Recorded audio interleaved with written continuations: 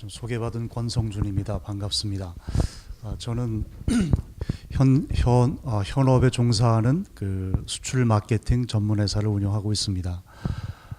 저는 그 대학생 창업을 해서요. 86년에 군대 갔다 와가지고 대학 재학 시절에 결혼을 좀 일찍 했습니다. 제가 그래서 먹고 살 방도를 찾다 보니까 대학 졸업 전에 바로 창업에 들어가서 지금까지 그 운영을 하고 있습니다. 처음에는 이제 그 한국 수출구매업 협회라고요. 그 한국에서 그 외국에 본사를 둔 그런 본사들이 각 나라의 수출 물품을 구매하는 그런 시스템이 돼 있었고 지금도 그렇습니다만 그 중에 한국 회사에 그 홍콩에 본사를 둔 회사의 한국 구매 담당 회사를 운영을 했었습니다. 지금도 이제 그 이후에는 중소기업 제품을 외국에 수출하는 일을 하다가 현재는 이제 그 마케팅 회사를 운영을 하고 있습니다.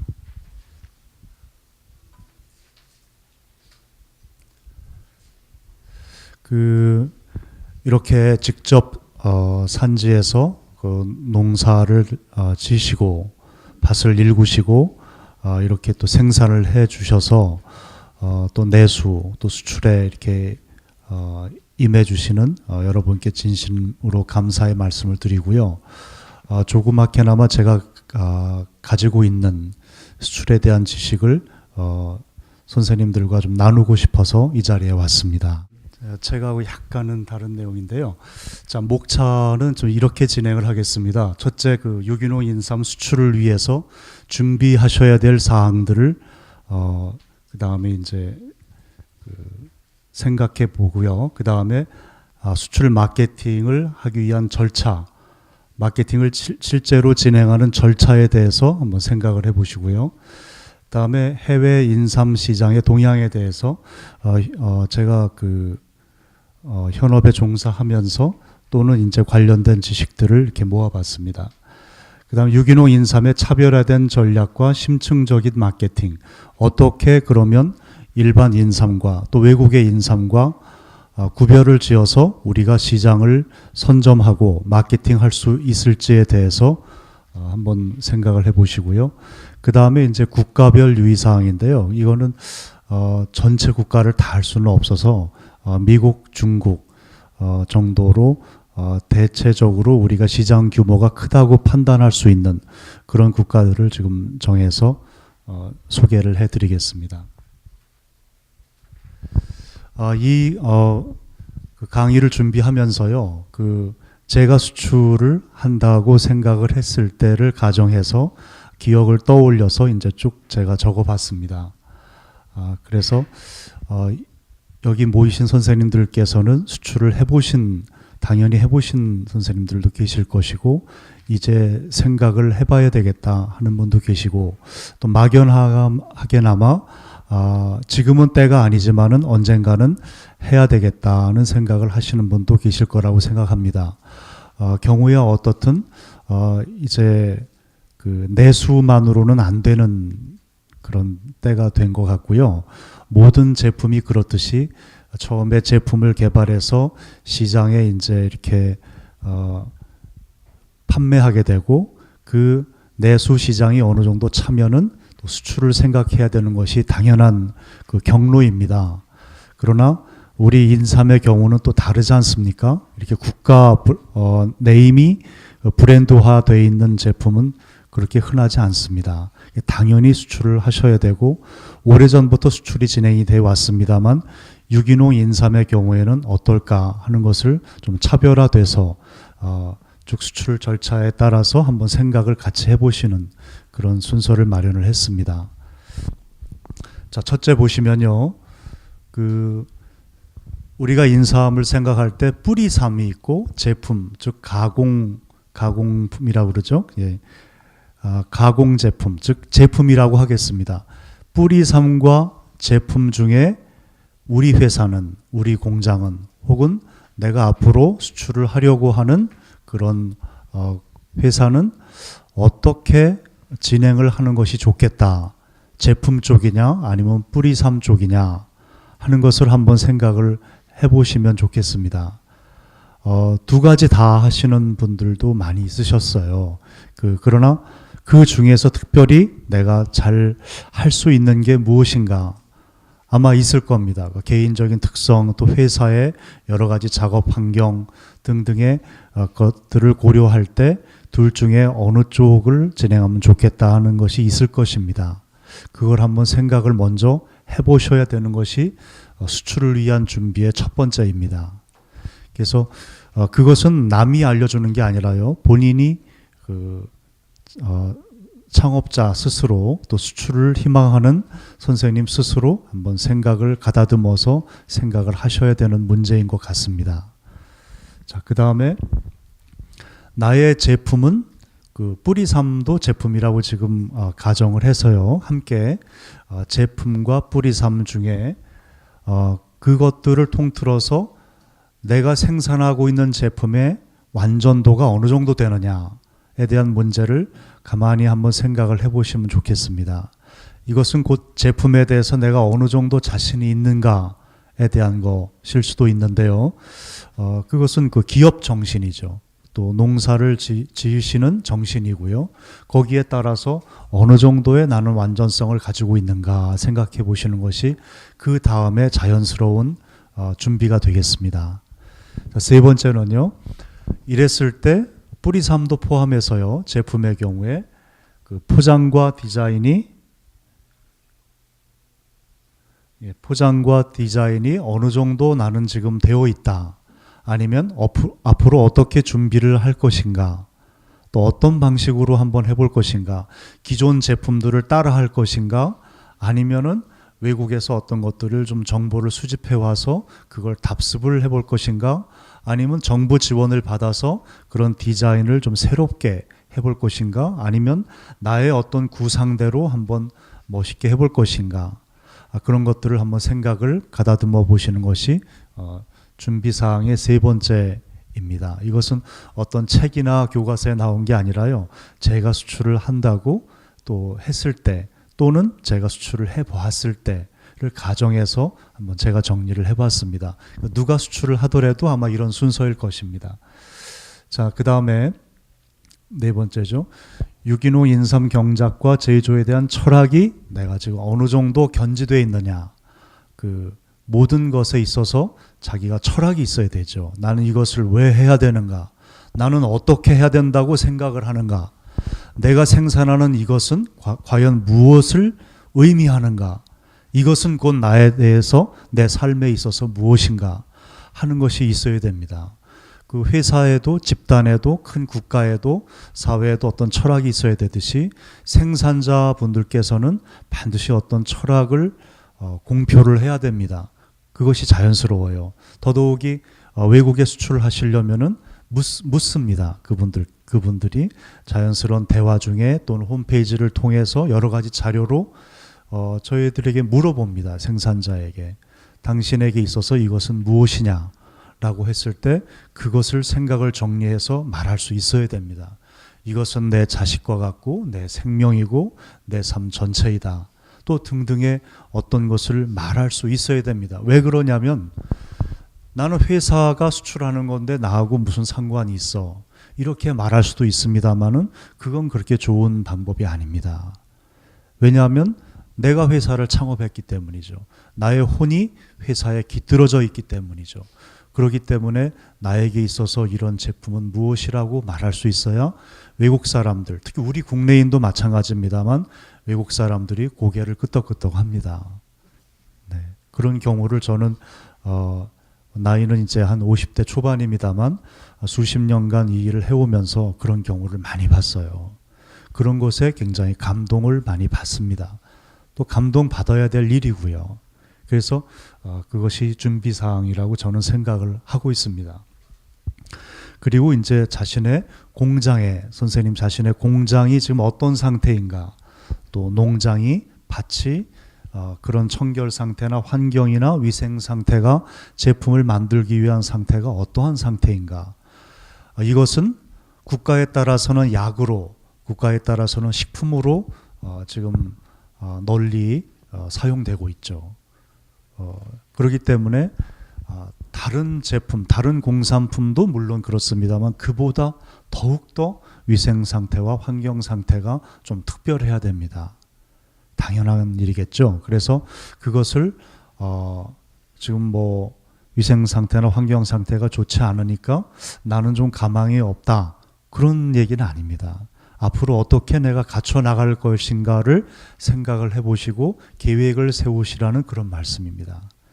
왜냐하면 이것은 당연해요. 왜 그러냐면 제 경험으로는요, 조그마한 소량의 거래들은 직접 한국으로 선생님들의 농장 혹은 공장을 방문하지 않아도 구매할 사람이 있을 수 있습니다.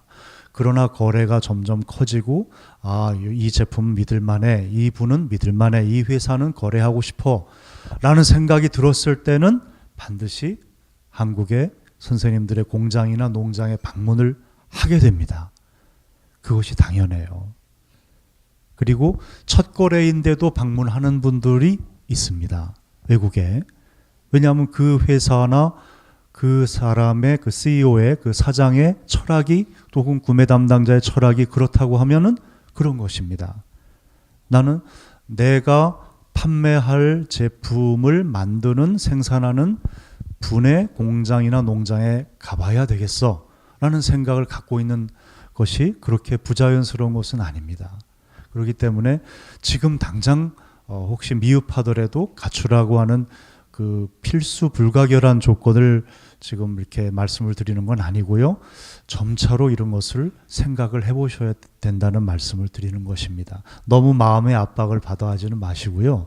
그리고 다들 그 훌륭하게 잘 하고 계실 거라고 생각을 합니다. 이런 말씀을 드리는 이유는 아까도 말씀드렸지만 이것이 단순한 공산품이 아니기 때문입니다. 약품으로, 식품으로 쓰여지기 때문입니다.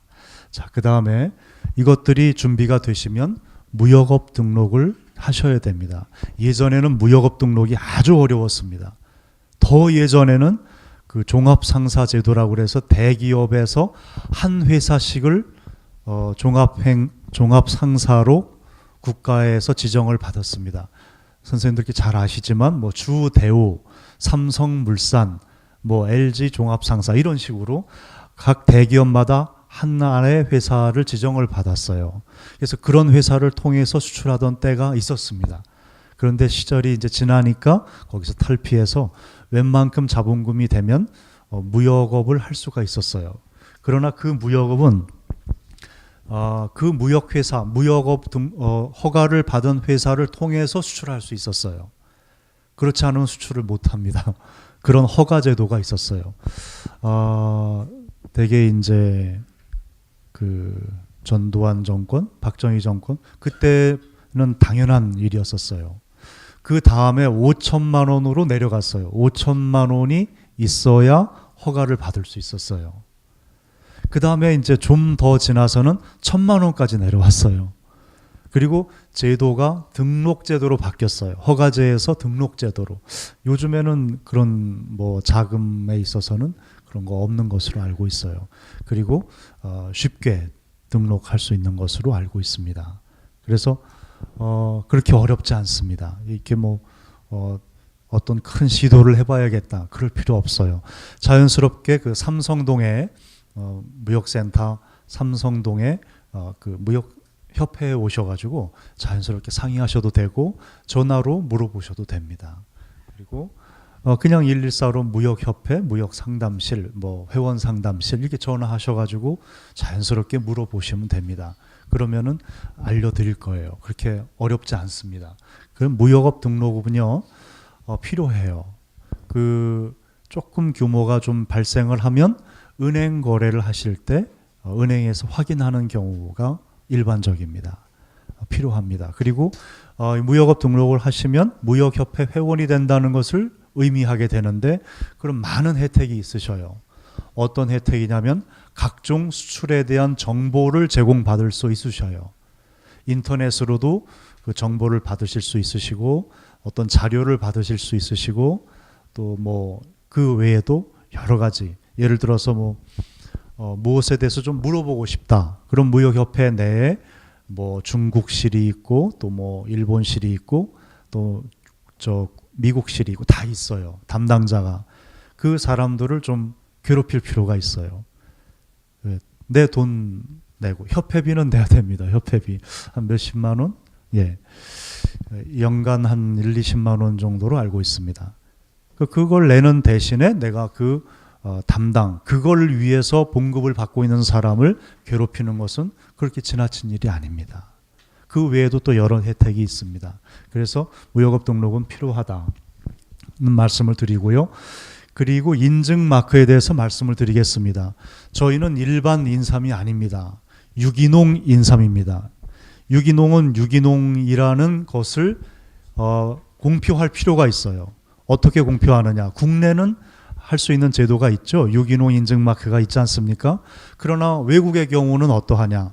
그 나라도 우리나라처럼 유기농 인증 마크가 있습니다.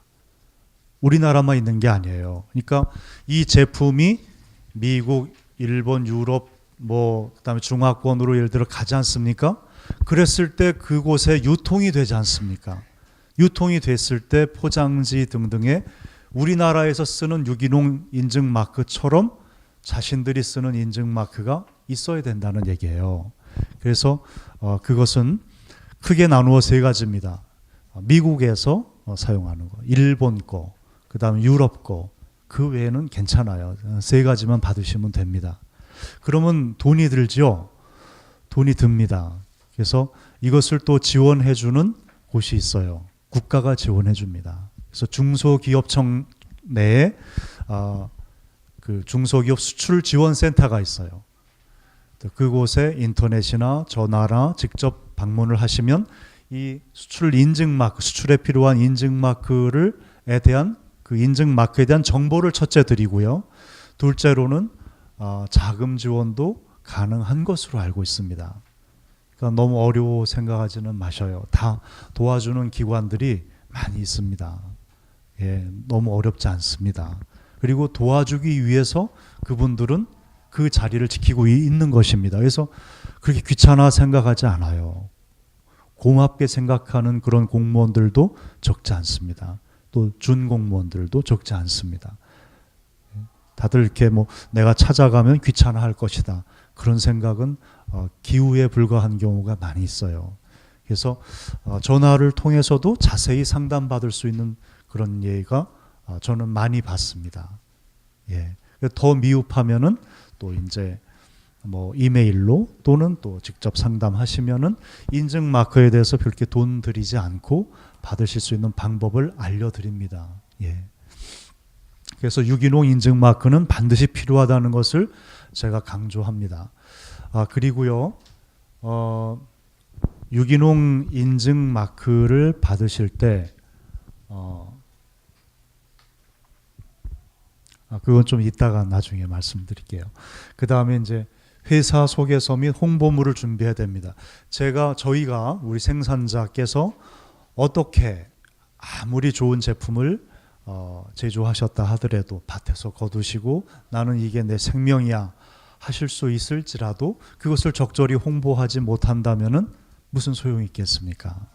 그러니까 그 홍보에 대해서마저도 중소기업청에서 도와줍니다. 그래서 상의하시면 돼요. 디자인과 관련돼서도 상의하시면 도와드립니다. 그래서 중소기업청을 많이 좀 괴롭히세요. 예. 수출지원센터가 있습니다. 거기 가면 인증이라든지 디자인이라든지 기타 등등의 여러 가지 자금 지원을 받으실 수도 있고 조언을 받으실 수도 있으십니다. 그래서 디자인이 일단은 그 사람들이 외국 사람들이 괜찮다 하는 마음이 있어야 되겠죠. 그게 뿌리삼에 대한 포장이든 아니면 제품에 대한 포장이든 마찬가지입니다. 네. 그래서 이런 것들은 꼭 필요하고 자신이 내 제품에 대해서 어떻게 생각을 갖고 있다는 것을 반드시 회사 소개서로 홍보물을 준비하셔야 되는 것은 당연한 일이라고 볼 수 있겠습니다. 그래서 조금도 귀찮아하지 마시고요. 상의하시면은 그 노하우를 갖고 있는 그 수출지원센터에서 알려드린다는 말씀을 제가 드립니다. 그리고 무역협회에서도 또 도와드려요. 그 돕는 기관이 많이 있습니다. 자, 그 다음에 그러고 나시면 거래은행을 선정하셔야 되는데요. 지금까지 그 거래해 오신 은행들이 다 있으실 거예요. 그러나 조금 다릅니다. 무역업은요. 그래서 이런 그 되게 농협 거래를 아마 하시지 않을까 싶은데요. 농협이 아니라 할지라도 일반적인 그런 예금 거래라든지 뭐 기타 등등의 이런 거래하고 수출을 위한 거래은행은 약간 달라요. 왜냐하면 은행 중에서도 이런 수출입 업무를 취급하는 은행이 있고 그렇지 않은 은행도 있습니다. 규모가 적을수록 잘 안 하는 경향이 있어요. 왜냐하면 별로 수요가 없으니까. 그러니까 처음에는 그런 것을 하려고 했다가도 수요가 없게 되면 그 부서를 없애는 경우가 많이 있어요. 그렇기 때문에 내가 거래하는 은행이 수출입 업무를 하는 은행인지 그렇지 않은 은행인지를 한번 확인하실 필요가 있습니다. 그래서 만약에 그런 부서가 없으면 한번 건의를 하셔도 좋고 아니면은 그 수출입 업무를 취급하시는 은행으로 거래를 하셔야 무역을 하실 수가 있으시죠. 수출을요. 자, 그 다음에 제일 중요한 것은 수출 마케팅을 어떻게 하느냐입니다. 그 중에서 더 중요한 것은 판로 개척을 어떻게 하시느냐입니다. 판로를 개척하지 않고서 어떻게 수출을 하시겠어요? 우리 국내에도 이렇게 판매를 하시려고 해도 판로를 개척하셔야 되잖아요. 홈쇼핑을 통해서 파신다거나 뭐 대리점을 두신다거나 총판을 두신다거나 직접 하신다거나 하물며 수출은 더더욱 당연한 일이겠죠. 그래서 그걸 바이어를 발굴한다 이렇게 말을 하죠. 사는 사람을 발굴을 해내야 됩니다. 왜 발굴을 해내야 되냐면 바이어가 저를 알고 찾아오는 경우는 없어요. 그런 경우가 있을 수도 있겠죠. 뭐 홈페이지를 잘 완성을 해가지고 소개를 한다거나 아니면 무역 잡지 등등에 소개를 한다거나 그러나 그것도 큰 의미에서 보면은 제가 발굴하는 것입니다. 바이어를요. 살 사람을 발굴하는 것이에요. 그렇기 때문에 가만히 있으신다고 그래서 발굴이 되지는 않습니다. 그러기 위한 노력을 하셔야 됩니다. 물론 이제 그 선생님들의 회사에 무역 담당자가 혹시 있어서 다 잘 알아서 해 주신다면 뭐 신경 쓸 필요가 없으시겠죠. 그러나 혹시 그런 분이 있으시다 하더라도 생산자분께서 즉 오너 사장님들께서 다 잘 알고 계셔야 돼요. 그 전문가의 60, 70%는 아셔야 됩니다. 그렇지 않았을 경우에 어떤 일이 발생하느냐 하면요. 수출을 하기 위해서 원자재를 수입하는 것을 우리가 이제 원자재를 수입해서 조달을 해가지고 수출 물품을 만들지 않습니까? 뭐 여러 가지 있을 수 있고 포장지라든지 뭐 기타 등등 있을 수가 있겠죠. 무슨 원료라든지 그랬을 때 나중에 국가로부터 그 수입하게 된 관세를 환급을 받을 수가 있습니다. 왜냐하면 수출을 했기 때문에요. 수출을 위한 수입이기 때문에요. 그렇기 때문에 수입할 때 필요한 그 지불했던 관세를 환급을 받는 것이 제도화되어 있습니다. 그런데 이것을 몰라서 관세 환급을 못 받으시는 분도 봤어요. 왜? 담당자만 믿고 있다가 담당자가 제가 봤던 그분은 좀 안 좋았던 분인 것 같습니다. 감히 사장님을 속였어요. 그리고 퇴사해버렸습니다. 한참 후에 몇 년 지나서야 알게 됐어요. 근데 그 관세가 적은 액수가 아닙니다. 대단히 많은 액수예요. 그럼 이 사장님께서는 사람을 믿으면 좋은 일이죠. 당연히 믿어야 되지 않습니까? 그러나 믿지 말라는 의미가 아니라 적어도 내가 쓰는 사람의 업무에 아무리 그 사람이 전문가를 할지라도 60, 70%는 알아야 된다. 60, 70%가 아니더라도 기본적인 사항은 알고 계셔야 됩니다. 안 그러면 사장님들 회사에 손실로 오기 때문이죠. 그런 의미에서도 필요하다는 말씀이고요. 자, 바이어를 발굴할 때, 자, 처음부터 어렵게 생각하실 필요가 없으세요. 왜 바이어를 발굴하느냐? 내 물건을 판매하기 위해서다. 효과적으로. 빅바이어일수록 좋죠. 그러니까 아주 튼튼한, 많이 구매해갈 신용 있는 바이어일수록 좋습니다. 그런 바이어라면 횡재죠. 그러나 그 바이어의 입장에서는 또 그 바이어도 그런 생각을 합니다. 왜 돈을 잘 버는 사람일수록 그 아주 무섭다고 그러죠. 이게 조금 뭐 지나친 말이 될 수 있을지도 모르겠습니다만 어떤 면에서 보면은 무서울 수도 있어요. 왜냐하면 돈을 많이 벌어야 되기 때문에 더 분석적이고 더 똑똑하고 더 판단을 냉철하게 해야 되고 그런 의미에서 무섭다는 말씀을 드리는 건데요. 그 바이어도 역시 같은 생각을 하게 됩니다. 나에게 물건을 좀 더 아주 양질의, 아주 저렴하게, 최고로 저렴한 제품을 최고 양질로 공급해 줄, 그리고 절대로 그 신경 안 쓰게 해줄 그런 셀러가, 그러니까 판매자가 혹시 없을까 하고 생각을 하는 것은 똑같다는 것입니다. 그래서 바이어를 발굴을 하시되 상대방의 입장에 대해서 생각해 보시면은 어느 정도 그 아실 수가 있으시다는 거고요. 그 바이어의 그 심정을 말씀이죠. 그래서 요행은 바라지 마셔요. 그런 의미에서 요행이 이런 경우에 뭐 큰 복이 있을 수도 있겠지만은 요행은 바라지 않는 것에서 출발하시는 게 좋습니다. 그래서 이것도 역시 돈이 많이 든다고 생각하지 마세요. 첫째, 혹시 내 친척이 없나 생각하세요. 내 친척 중에 혹시 대개는 다 한두 사람이라도 이민 간 사람들이 있지 않습니까? 대개는 다 있어요. 가만히 생각을 해보시면요. 캐나다나 뭐 미국이나 등등의 뭐 이렇게 이민 어렸을 때 가셨거나 중간에 이제 이렇게 뭐 연고 이민으로 가셨거나 능력이 또 돼서 가셨거나 그런 분들이 혹시 없을까 생각해 보시는 것도 필요합니다. 있다면 그런 분들에게 부탁을 해보세요. 그런 분이 직접 인삼을 수입해서 판매하는 분이 아니라 할지라도 그런 분께 부탁을 해서 혹시 뭐 조카라면 뭐 누구누구야 혹시 네 주위에 그런 사람 없어? 네가 말은 네가 좀 통역을 하고 그런 사람이 있으면 좀 찾아봐 줘. 코쟁이라도 괜찮아. 이렇게 아주 쉬운 것에서부터 출발하시면 됩니다. 네, 지인부터 시작을 하시고요. 그 다음에 하실 수 있는 게 국내외 구매 상담회입니다. 돈 하나도 안 들어요. 한국무역협회나 코트라는 대한무역투자진흥공사를 말합니다. 이런 기관들, 또 중소기업청, 대한상공회의소 등등의 국가기관, 준국가기관 등등에서는 이것이 하는 일입니다. 그분들의. 그래서 외국에서 바이어를 초청을 해서 국내의 생산자 또는 제조업체와 1대1로 상담하게 만들어줍니다. 그런 정보는 어디서 아느냐? 무역협회 회원이나 코트라 회원이 되시면 아실 수가 있으신데요.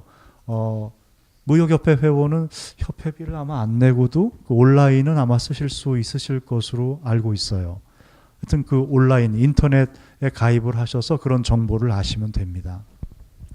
그랬을 때 그 구매 상담 회장에 가시면 다 1대1로 책상 하나를 놓고서 통역도 국가에서 알선해 주면서 상담할 수 있도록 해줍니다. 개중에는 교포들을 집단으로 불러가지고 그렇게 교포 상공인들을 국내의 생산업체와 연결 주어서 상담할 수 있도록 하는 경우도 있습니다. 그러니까 그런 정보를 많이 취득을 하시는 게 좋습니다. 이런 경우는 돈 안 들어요. 예. 그 다음에 국내외 전시회, 이런 경우는 돈을 듭니다. 전시회에 부스를 임차해야 되기 때문에 한 150에서 한 250 그 사이인데요. 기본적으로 요즘에는 얼마나 한 200만 원 내외라고 보시면 됩니다. 예. 200만 원 내외면 부스를 하나 얻으실 수가 있으시죠. 그래서 외국에도 그렇습니다. 그런 경우에 항공료는 아마 어렵고요. 부스, 임차 비용도 아마 어렵고 거기에 통역 지원 비용, 호텔에서의 교통비, 하고 등등의 그 여러 가지 그 부대 비용을 국가에서 부담하거나 아니면 대출해 주는 아주 저리로 대출해 주는 경우도 있습니다. 국가에서 직접 하는 경우도 있고 한국무역협회를 통해서 하는 경우도 있습니다. 그래서 그런 제도를 잘 활용하시면요, 물론 돈이 들기는 듭니다만은 당장 내 목돈이 들어가는 것은 아니기 때문에 성과가 있은 다음에 그 다음에 천천히 나눠서 갚으면 그런 제도이기 때문에 이런 제도를 활용하시면 되는데요. 왜 이런 돈을 들여가면서까지 국내외 전시회 부스를 임차하느냐? 성과가 더 좋기 때문입니다. 그 나라에 가서 직접 전시회, 예를 들어 파리 무슨 식품 전시회다. 그런데 가서 직접 내 돈을 들여서 한다는 것의 의미는 더 성과가 좋기 때문에 그렇습니다. 왜냐하면 파리 국제식품 전시회의 예를 들을 때 이제는 유로전이 됐잖아요. 유럽이 한 나라가 됐잖아요. 그래서 뭐 파리뿐만 프랑스뿐만 아니라 전 유럽에서 다 옵니다. 다 오기 때문에 성과가 더 있다고 볼 수가 있죠. 이런 것은 대개 조합을 통해서 하기도 하고 어떤 단체를 통해서 하기도 하는데요. 이제 한국 유기농 인삼연합회가 발족이 되었기 때문에 이런 협회에서 이런 그 부스, 공동 부스를 얻어 나가시거나 개별 부스를 얻어 나가시는 문제를 협회 차원에서 주선을 하셔서 농수산부라든지 농수산식품 유통공사라든지 이런 곳을 통해서 나가실 때 단체 명의로 나가시는 방법도 있습니다. 그럼 비용이 좀 절감이 되고 나가시는데 좀 원활한 그 절차상 원활한 면이 있겠죠. 네. 그 다음에 농수산식품유통공사를 활용하시는 방법입니다. 농수산식품유통공사는 바로 여러분 사장님들을 위해서 세워진 공사라고 해도 과언이 아니에요. 이곳에 그 웹사이트가 있으니까는요, 여기서 정보를 많이 얻으시면 되고, 여기서도 아까 말씀드린 대로 부스 임차라든지 구매 상담회라든지 이런 것들을 많이 개최합니다. 이런 것을 많이 활용하시기를 바랄게요. 예. 성과가 꽤 있습니다. 그리고 각종 통계도 얻으실 수가 있으십니다. 그리고 또 하나는 이런 것들은 다 하는 방법들 아니냐, 특별한 방법으로 해야지 이런 방법으로 뭐 해서 성과가 있겠어? 이런 분들을 위해서 말씀을 드립니다. 제외 공간을 이용하세요. 제외 공간. 그 나라의 한국 대사관을 말하는 겁니다. 프랑스 같으면 주 프랑스 한국 대사관을 말하는 것이겠죠. 각국의 대사관, 우리나라도 그렇습니다만 그곳에 보면은 시스템상, 조직상 상무관실이 있습니다. 여기 한국에 있는 대사관, 외국 대사관도 마찬가지예요.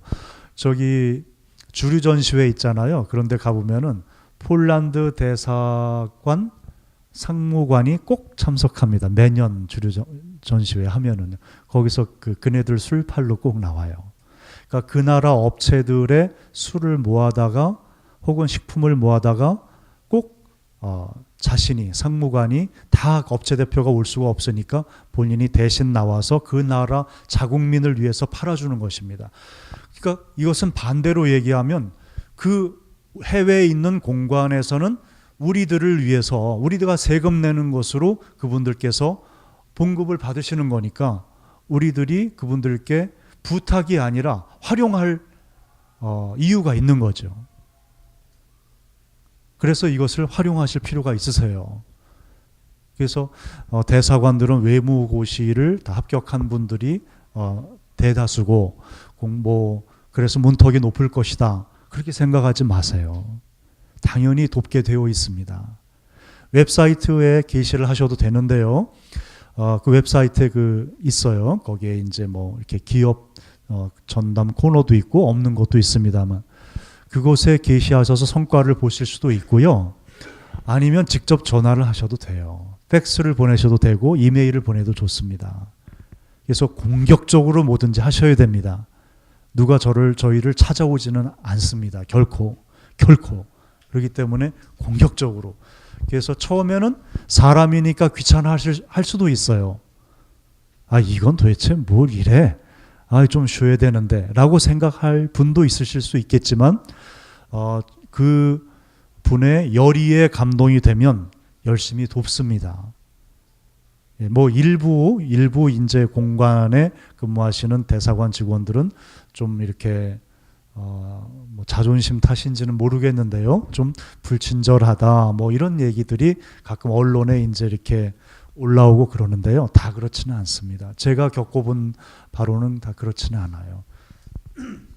얼마 전에도 주 프랑스 한국 대사관에 제가 그 점심 식사에 초대받을 기회가 있어서 갔다 왔는데요. 그렇지 않습니다. 예.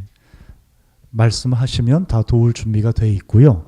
그렇지 않은 분들에게는 상처받지는 마세요. 왜냐하면 그 사람의 개인적인 특성일 수도 있으니까는요. 그래서 팩스나 이메일이나 전화나 뭐 이런 등등을 통해서 혹은 그 인터넷의 그 게시판이나 공격적으로 도와달라고 하시면 도와주실 겁니다. 왜냐하면 그 분들은 그 나라의 수입상에 대한 정보를 충분히 얻으실 수가 있으세요. 코트라에도 그런 무역관이 있습니다. 해외에. 그러나 이제 코트라의 경우는 회비가 있어요. 회비가. 그래서 회비를 낸 회원이 아니더라도 도움을 요청하실 수 있으실 것이지만은 아마 회비 위주로 되어 있는 것으로 알고 있습니다.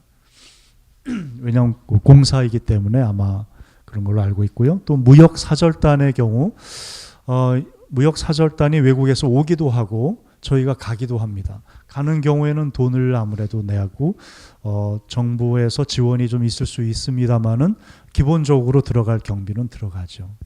또 외국에서 오는 무역사절단도 있어요. 그런 경우는 돈 안 들죠. 그래서 이런 무역사절단을 적절히 활용하시라는 거 말씀을 드리고요. 상무관실에 대해서는 말씀을 드렸죠. 자, 그리고 우리나라에 들어와 있는 각국의 주정부 사무소가 있습니다. 예를 들면은 뭐 오레건주 주정부 사무소라고 해서 우리나라에 들어와 있어요. 또 일리노이주 미국의 일리노이주 주정부 사무소라고 해서 우리나라에 들어와 있습니다. 그런 정보는 인터넷에 많이 있고요. 또 무역협회를 통해서도 아실 수가 있으시고요. 또 외교부를 통해서도 아실 수가 있으세요. 그리고 무역센터 빌딩에 오시면 특히 그런 주정부 사무소가 여러 개 있습니다. 그래서 미리 예약을 하시고 오셔서 방문하셔서 하셔도 되고요. 그런 곳에 도움을 요청하시면 그 주정부 사무소는 왜 한국에 있느냐면 미국이란 나라가 크기 때문에도 그렇습니다만은 본인의 자국 제품을 한국에 팔려고 온 거는 맞아요. 수입보다 수출이 더 많아야 부강해지니까는요. 그러나 꼭 필수 불가결한 것은 수입해 갑니다. 그렇기 때문에 수출만 하기 위해서 온 것만은 아니에요. 그래서 그 자신의 자국민에게 필요하다고 싶은 것은 또 공격적으로 자국에 소개하는 경우도 있습니다. 그런 주정부 사무소에 일정을 잡으시고 전화하시고 메일 보내셔서 방문하셔서 상담하시는 것은 한국인 직원이 꼭 있어요. 걱정하지 마십시오. 그래서 이런 한국의 주정부 사무소장 중에서는 그 나라에 이민 갔다가 반대로 온 혹은 유학 갔다가 온 그런 분들이 주정부 사무소장을 맡는 경우도 있고 사무소장이 외국인 경우에는 한국인 담당 직원이 있습니다. 그러니까 편하게 가셔서 상담을 요청하시면은 된다 안 된다 하고 안 되는 경우라도 전반적인 우리나라의 시장은 어떻다 좀 기다려달라 찾아보겠다 이런 답변을 들으실 수가 있으십니다. 제가 알고 있는 적어도 미국의 주정부 사무소장의 경우에는 그랬습니다. 그 다음에 각국 무역투자사무소가 있어요. 그러니까 예를 들어 그 자국의 경제의 활성화를 위해서 무역을 하기 위해서 각 나라에 파견한 사무소들이 있는데요. 대표적인 사무소가 제트로입니다. 이건 일본 무역진흥회를 말하는데요. 교보 빌딩에 있었는데 아마 지금도 이사가지 않았다면 거기 있을 겁니다. 광화문의 교보 빌딩 내에 있어요. 거기도 자국의 지사를 설치할 때 일본 내에 뭐 예를 들어 좀 후쿠시마는 절대 안 됩니다만은 그 자국의 지사를 설치할 때 그걸 도와주기도 하고 또 이제 거기에서 사업을 할 때 도와주기도 하고 수출입과 관련해서 일본 내 정보를 제공해 주기도 합니다. 물론 수출에 대한 정보, 또 수입에 대한 정보. 그 유기농 인삼을 수출하려고 할 때 일본 내 바이어를 찾아줄 수도 있습니다. 아시겠죠? 이런 건 돈 안 드는 거예요. 예. 그래서 무역하면 돈이 반드시 든다 생각하지 마시고요. 이런 경우 제트로의 경우는 전화 또는 인터넷 웹사이트를 통해서도 서비스 받으실 수 있으세요. 네. 그리고 무역협회 말씀드렸죠. 무역협회 웹사이트에 들어가면은요, 트레이드 코리아라고 하는 그 망이 있어요. 망. 수출입 망이죠. 그 망을 통해서도 거래처를 찾을 수가 있습니다. 거래처 발굴이 가능해요. EC21이라는 곳이 있는데요. EC21은요, 무역협회에서 설립한 회사예요. 지금은 분사가 됐습니다. 왜냐하면 너무 잘 돼가지고요. 아주 큽니다. 그 회사가 EC21이 하나의 브랜드였는데 지금은 회사가 됐어요. 여기서 바이어를 찾아줍니다. 그래서 효과적으로 잘 찾으실 수가 있으실 거예요. EC21에 가시면은요. 웹사이트에서 EC21이라고 치시면은 그 사이트가 나올 겁니다.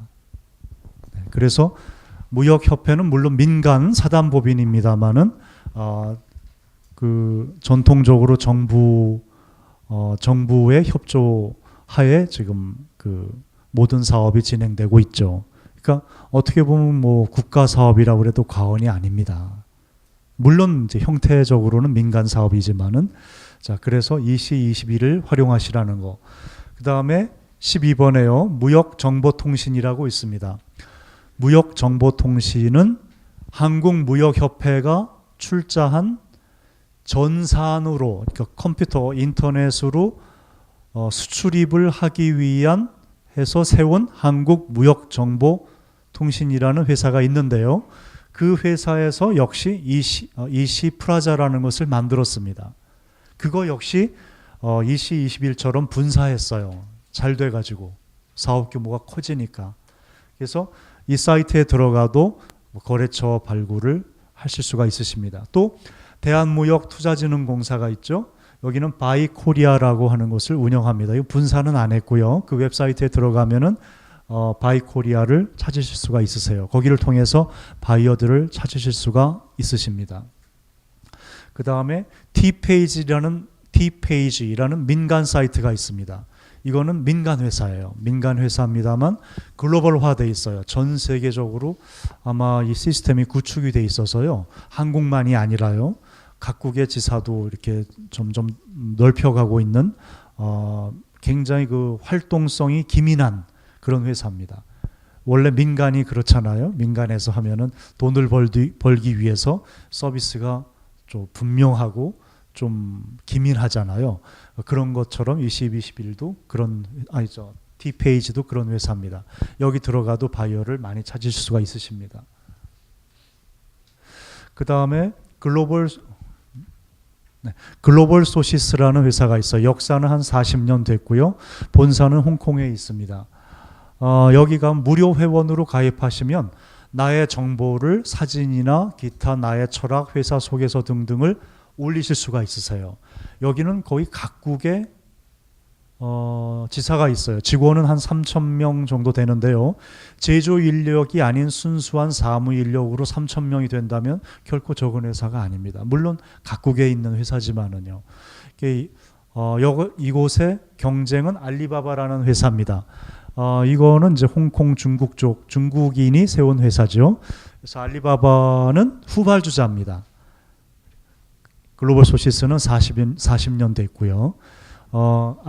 글로벌 소시스는 무역 잡지를 발행을 합니다. 또는 전시회도 해요. 직접 전시회를 홍콩 전시회를 합니다. 이 세 가지 사업을 하는 반면에 알리바바는 온라인 인터넷으로 거래처를 찾아주는 사업에만 현재는 국한되고 있어요. 그러나 앞으로는 모르죠. 어떻게 발전할지요. 그래서 알리바바가 글로벌 소시스보다 조금 더 저렴해요. 같은 온라인으로, 즉 그 인터넷으로 거래처를 찾아주는 그 상품으로서만도 조금 더 저렴하긴 합니다. 그러나 글로벌 소시스는 또 오래됐고 공신력이 있고 빅바이어가 좀 많이 있어요. 알리바바는 빅바이어도 뭐 있기는 하지만은 좀 이렇게 벤처 기질이 있는 그런 그 중소기업이 좀 많이 있다고 볼 수 있습니다. 글로벌 소시스는 중국인이 하고 있는 건 아니고요. 이건 미국인이 다국적 기업이긴 하지만 미국인이 주류입니다. 네. 상품에 좀 차별화는 돼 있어요. 그러나 무료 회원에 가입하시면 나를 일단 소개할 수 있다. 사진을 올릴 수 있다. 그런 점이 다릅니다. 또 코리아 바이어스 가이드라는 것이 있는데요. 무역 잡지입니다. 이걸 통해 홍보하셔도 되고 이건 물론 유료입니다. 그 유료와 무료를 잘 이렇게 체크하셨다가요. 가급적 무료부터 시작을 하시고 좀 더 적극적인 마음이 드실 때 유료로 하시면 될 것 같습니다. 그 다음에 코리아 트레이드지라는 곳은 그 코트라에서 운영하는 정부 공사에서 운영하는 거죠. 무역협회 자료실에 데이터베이스가 또 있습니다. 그 무역협회 자료실은 무역센터 빌딩의 52층짜리 건물의 5층인가 6층에 도서관 형태의 자료실이 있어요. 거기 오시면 CD-롬 타이틀이 있습니다. CD로 된 그래서 컴퓨터로 이렇게 치면은 바이어를 찾으실 수가 있으세요. 돈 안 받습니다. 금요일까지만 합니다. 토요일, 일요일은 안 하고요. 아마 9시 반, 10시부터 한 5시 내지 5시 반까지 운영하는 것으로 알고 있습니다. 코엑스 아시죠? 코엑스. 네.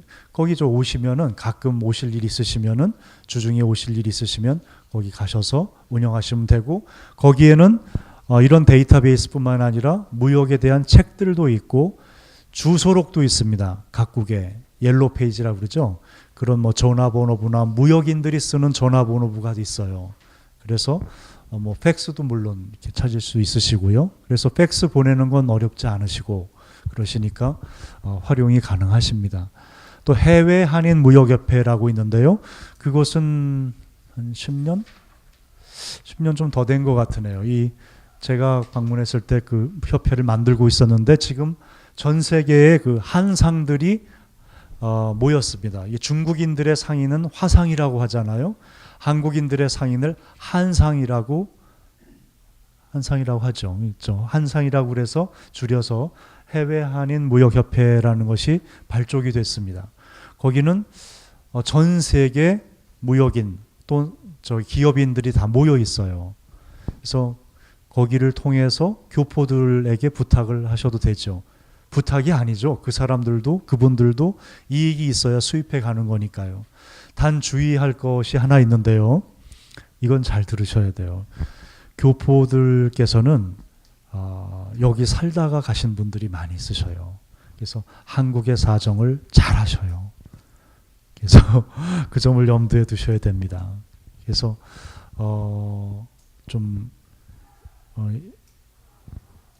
이 거래처를 찾을 때 한국의 사정을 대단히 잘 아시기 때문에 나만 이 사람이 상대할 것이다 이렇게 생각하면은 그건 실수예요. 반드시 그렇지 않습니다. 그렇기 때문에 나하고 상담을 했다고 그래서 정말 나에게 믿음을 줬어. 언제 연락한다고 그랬어. 연락할 거야. 그리고 반드시 그것만 기다리시면 좀 곤란한 경우가 많이 있어요. 그래서 다 그렇다는 건 아니고요. 그런 경우를 제가 이렇게 주위에 봤습니다. 예. 그리고 이제 외국에 가서 그 교포들 분들을 보더라도 충분히 짐작은 할 수 있어요. 왜냐하면 한국에 대해서 잘 아니까는요. 그 다음에 중소기업청의 중소기업 수출지원센터 아까 말씀드렸죠. 그 수출 전반에 대한 것과 인증 전반에 대한 것들을 여기서 다 자료를 얻으실 수가 있습니다. 지금 바이어 발굴에 대해서 많은 시간을 할애하고 있는데요. 바이어 발굴이 그만큼 중요하기 때문이에요.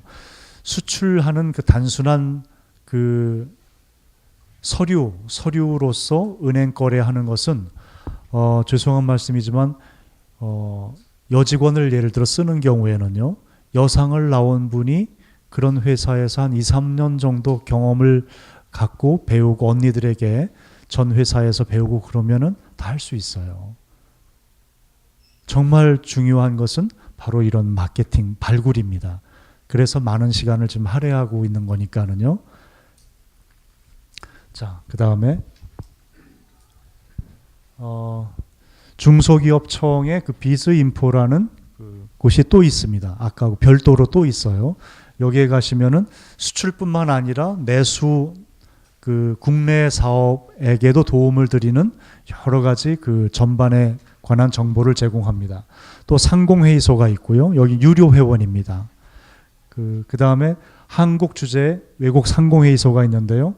한독, 한불 이런 곳에도 정보를 주고 받으실 수 있으십니다. 또 중소기업진흥공단도 바로 이런 목적을 갖고 있고요. 자, 이제 거래 제의하시는 방법. 첫째, 이메일을 쓰시거나 팩스를 보내시거나 전화를 하시거나 교포의 경우에는 한국어로 하시면 물론 되겠고요. 직접 방문. 예전에는 뭐 직접 가방 하나 들고 그 한참 그럴 때가 있었죠. 1970년대 뭐 80년대 초반만 해도 직접 막 가방 하나 들고 5대양 6대주를 누비던 시절이 있었습니다. 네.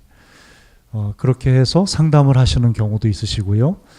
했을 때 처음에 제일 중요한 것은 전화를 걸으실 때 경우가 있으시다면 전화로 많은 말씀을 하시려고 하지 마세요. 교포분도 마찬가지입니다. 그렇게 하면 안 돼요. 무역은요. 첫째는 이거 서류가 중시됩니다. 무역은 그래요.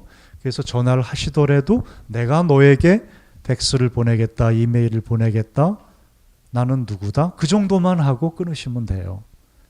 많은 말씀을 하시려고 그러면 역작용이 일어납니다. 그랬을 때 팩스나 전화에 이런 내용을 쓰십시오. 첫째, 인사를 하시고요. 그 다음에 내가 당신을 알게 된 경로, 내가 당신을 어떻게 알았다, 누굴 통해서 알았다, 어떤 자료를 보고 알았다, 누굴 소개를 받았다, 어떤 그 무역 시스템을 보고 너의 이름을 찾았다 등등, 그걸 하고 나를 증명할 수 있는 소개를 하셔야 됩니다. 그 소개에 내 웹사이트라든지 내 주소라든지 이런 것들이 들어가야 됩니다. 회사명만 있으면 안 돼요. 아시겠죠?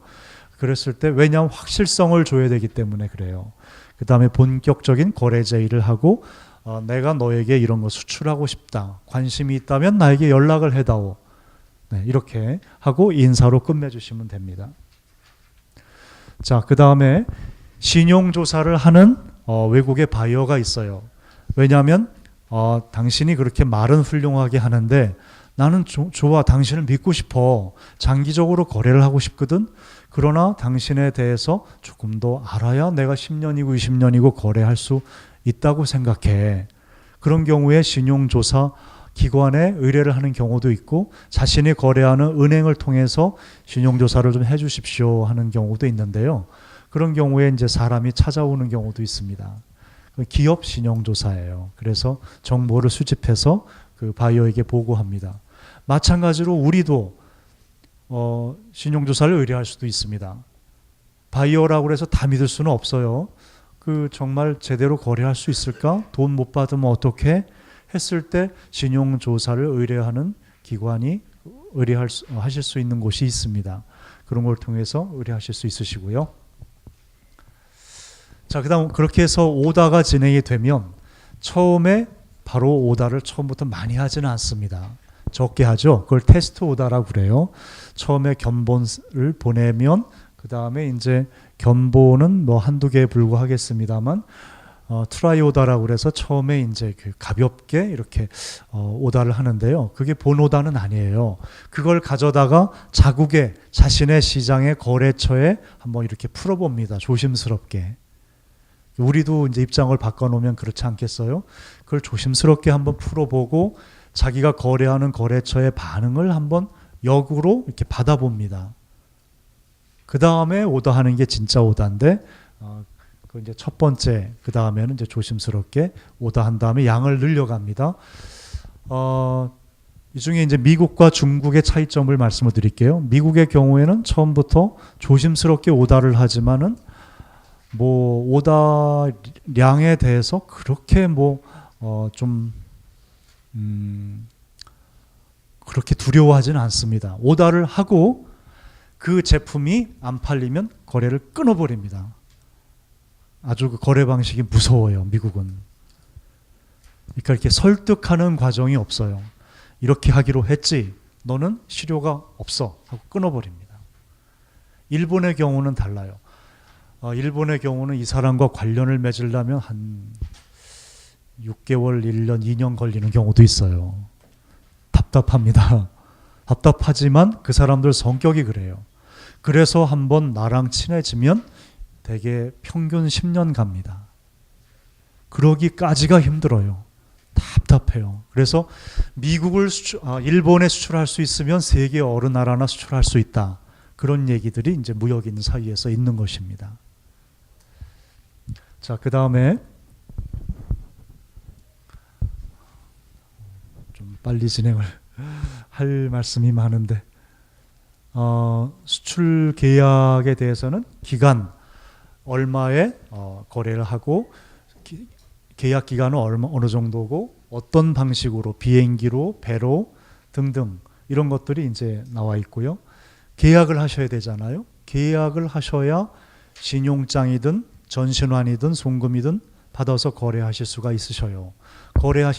계약하지 않으면 그게 독점인지 나 말고도 한국에 다른 거래처를 두고 하고 있는 건지, 아니면 내가 홍콩의 어떤 업체하고 계약을 맺었다 하지만 그 업체하고만 해야 되는 건지, 아니면 홍콩의 또 다른 업체하고도 할 수 있는 건지, 즉 독점인지 솔 에이전트인지 아니면은 그냥 그 일반적인 거래인지, 거기에 대해서 계약서에 명시가 되지 않으면 나중에 힘드시죠. 왜냐하면 상대방에서 당연히 그런 줄 알았는데 왜 이렇게 했느냐라고 말할 수도 있기 때문에 계약서에 그런 것들이 들어가야 됩니다.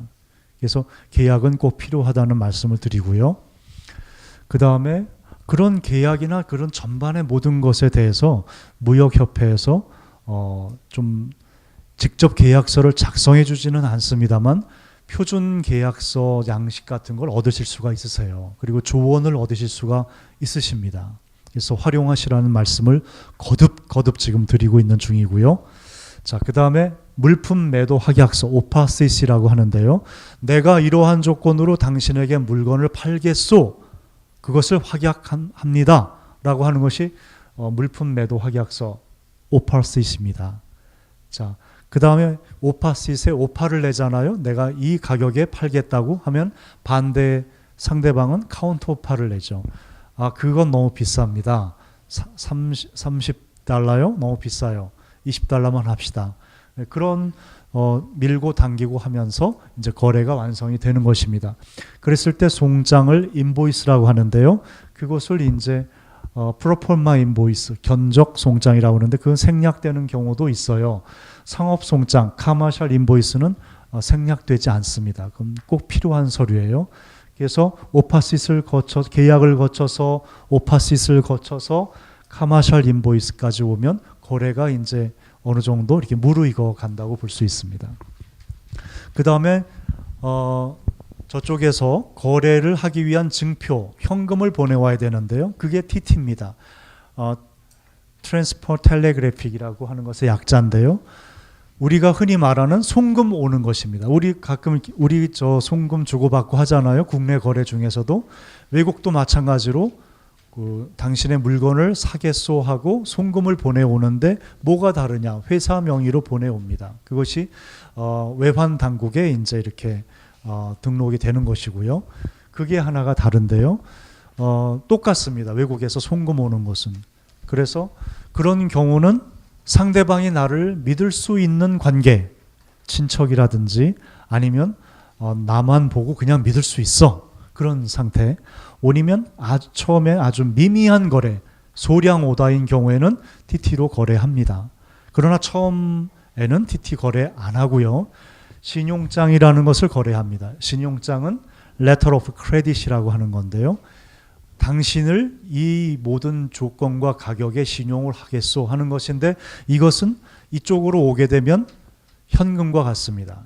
지금 시장 규모는요, 2011년에 1억 8,900만 달러예요. 그러니까 지금 2011년, 지금 2012년이니까 지금 2억 달러 정도 내외로 좀 파악이 되고 있습니다. 그러면 이제 세계 시장 규모는 얼마냐? 2009년, 몇 년 전이죠? 몇 년 전에 200억 달러예요. 지금은 더 된다고 볼 수 있겠죠? 그러니까 2011년을 지금 추산해서 2억 달러라고 봤을 때 2009년은 200달러, 지금 더 많지만 200억 달러라고 놓고 볼 때 1%밖에 안 되는 거죠. 그러니까 우리가 인삼의 종주국인데 세계 시장 규모의 1%밖에 수출을 못하고 있는 것입니다. 우리 코리안 진생이 종주국 아닙니까? 고려 인삼이. 정말 안타까운 현실이죠. 그러기 위해서 지금 수출을 하자고 말씀을 드리는 건데요. 어떻게 보면 유기농 인삼과 보통 인삼이 제가 말씀드리려는 의미가 중첩되기도 하지만 다른 것이 있습니다. 앞으로 나오겠습니다마는 농약 문제가 그만큼 세계 시장에서 우리가 지금 1%밖에 안 되는 그런 원인을 제공을 했기 때문에 그렇습니다. 그런데 지금 사장님들께서는 바로 그런 것을 몸소 타개하시고 바로잡기 위해서 모이신 분들로 알고 있습니다. 제가 존경의 말씀을 드리고 존경의 마음을 표하고 있습니다. 자, 그리고요. 네, 아까 중화권이 수출 물량이 굉장히 많죠. 예, 중화권 역시 홍콩, 대만, 중국에 많이, 또 싱가포르도 중화권이라고 볼 수도 있습니다. 많이 좀 치중되어 있는데요. 그다음 그렇기 때문에 새로운 거래처를 개척한다 할지라도 중화권을 놓쳐서는 안 되겠다. 그런 말씀을 일단 드리겠고요. 통계로 봤을 때요. 자, 잘 보시면은요. 도시별입니다. 국가별이 아니고요. 5,800만 달러입니다. 뉴욕이 5,800만 달러. 이것은 시장 규모입니다. 우리가 수출하는 양이 총 액수가 아니고요. 그 정도 소비를 할 수 있다. 더 쉽게 말씀드리면 5,800만 달러어치를 먹어줄 수 있다. 좀 더 좀 막되게 말씀을 드려서 그렇습니다. 그런데 더 막되게 말씀드리면 우리가 못 먹이고 있는 거죠. 5,800만 달러를 먹을 수 있다고 하는데 우리가 못 먹이고 있는 거예요. 미국은요, 더더욱이 우리가 시장 진입을 잘 못하고 있어요. 그 이유는 제 말씀을 드릴게요. 2위가 파리입니다. 파리금 2,700만 달러인데요. 대개 한 3천 몇백만 달러가 프랑스 전체의 시장 규모인데 그 중에 파리가 2,700만 달러입니다. 파리에 많이 치중이 돼 있어요. 그만큼 국제 도시이기 때문에도 그렇죠. 파리에는요, 프랑스 사람만 살지 않습니다. 잘 아시겠지만 뉴욕처럼 각국에 와서 다 살고 있는 국제 도시예요. 그래서 파리가 그만큼 중요하다. 프랑스 전체는 많지 않을 수 있지만 파리는 뉴욕에 이어서 2위라는 거. 그래서 예를 들어 바이어가 요청을 해왔을 때, 또 내가 바이어를 발굴할 때 이걸 참조하실 필요가 있으세요.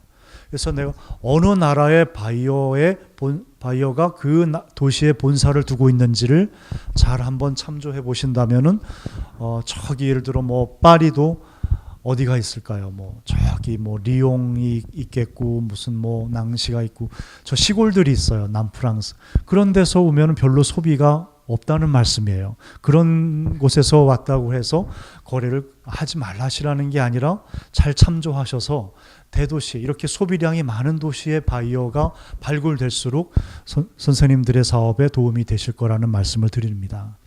3위가 로스앤젤레스예요. 역시 그 교포가 많아서 그렇다. 그럴 수도 있습니다. 근데 그것만은 아니에요. 역시 LA 역시 국제도시이기 때문에 그렇고요. 4위가 상해, 역시 6위나 충칭, 8위나 10위 광저우나 중국을 무시할 수가 없죠. 중국을 떠나서는 안 됩니다.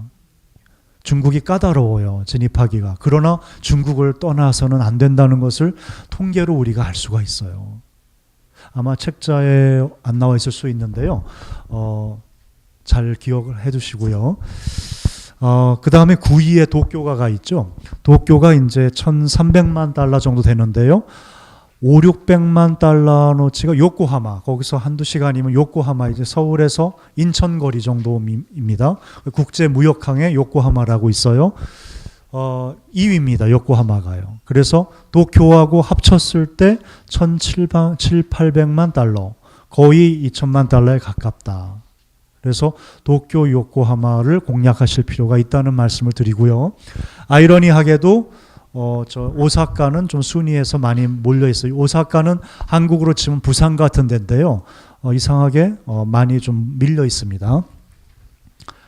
그 다음에 이제 런던이 7위죠. 런던 역시 런던에는 그 유럽의 문화가 하나에 집결되어 있는 곳입니다. 런던에 가면 그 유럽 전체의 그 건축물들의 모양들이 다 런던에 있어요. 그런 것처럼 런던이 중요해요. 예를 들어서 유럽의 어떤 가수가 내가 유명해지고 싶다. 그러면 예를 들어 뭐 스웨덴이나 기타 무슨 덴마크나 이런 데서 첫째 자국에서 유명해지고 그 다음 가는 곳이 런던입니다. 런던에서 실력을 인정받아서 가는 곳이 미국이에요. 순서가 그렇습니다. 런던을 무시할 수 없다는 말씀 드리고요. 그 다음에 뿌리삼하고 제품 둘 중에 어떤 쪽으로 나는 가야겠다 생각하셨는지 모르겠는데요. 자, 일단 뿌리삼을 볼 때 국가별로 봤을 때 수입 순입니다. 1위가 홍콩이에요. 다 2위, 그 다음에 5위, 6위 싱가포르, 중국, 대만 전부 중화권이죠. 중화권에서는 뿌리삼을 선호합니다.